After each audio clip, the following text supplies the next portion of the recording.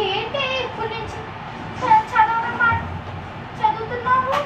నేను నా నుంచి మొదలు నా బుద్ధి మార్చుకోవాలి. నీ బుద్ధి మార్చుకోవడానిక ఏ పావని ఒకసారి వెళ్ళరా, నీ ఎక్కింటే పిచ్చిదాలా ప్రవర్తిస్తుంది. ఎప్పుడు లేని అని ఎప్పుడు లేని అని మొదలెడతావు. నాకంటే బుద్ధి మీరు చదువుకొనిస్తారు, చదువుకోని గిన్నెలు ఎక్కువ ఉండిపోయినాయి. మమ్మీ అక్క గిన్నె తోముతుంది. ఎప్పుడు నుంచి తోమడం చేస్తాను? మమ్మీ నీకు చెప్పాను కదా నేను మొదలెట్టానని. నేను ఎన్నిసార్లు చెప్పాను మీతో? సరే అవుతాయి, నీ పని నువ్వు చేసుకో.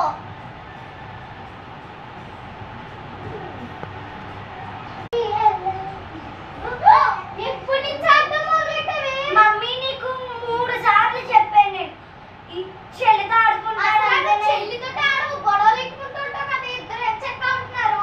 మమ్మీ నేను చెప్పను కదే. మమ్మీ నేను అక్కకి డ్రైవింగ్ ఇచ్చా, అక్క నాకు డ్రైవింగ్ ఇచ్చింది.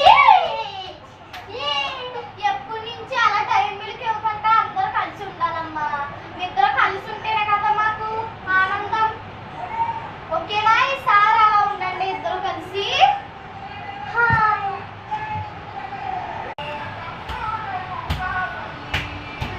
ఎప్పటి నుంచి వచ్చా వెళ్ళి ఆడుతున్నాను? నేను ఎప్పుడు ఆడుతున్నాను మమ్మీ. సరే మమ్మీ 10 సార్లు అడుగుతున్నావు.